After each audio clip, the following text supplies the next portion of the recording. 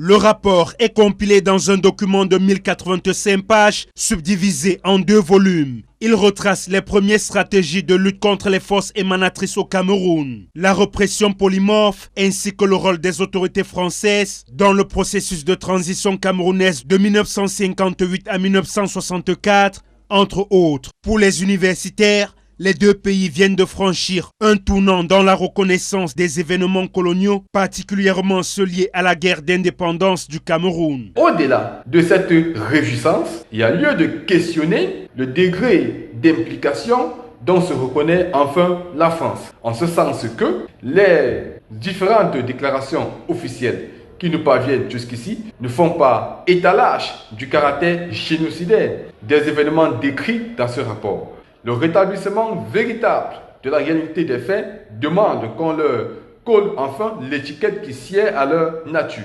Cette étape pourrait marquer le début d'une réconciliation entre la France et le Cameroun, en perte de repères dans plusieurs pays africains. Le dit rapport est insécable du contexte géopolitique actuel dominé par la recrudescence, la résurgence du sentiment anti-français dont les signes les plus ostensibles sont entre autres la rupture par quelques États africains, des accords de coopération militaire avec la France, la poussée des bases militaires françaises vers la sortie du continent et la ruée de ces États africains vers d'autres partenaires internationaux. Dans ce contexte aussi incertain, la France se voit obligée de montrer patte blanche en reconnaissant à des degrés plus ou moins considérables sa responsabilité dans les événements tragiques ayant marqué l'accession aux indépendances africaines. Les réparations, tant sous forme d'indemnisation financière qu'autres, doivent être évoquées à la suite de la publication de ce rapport,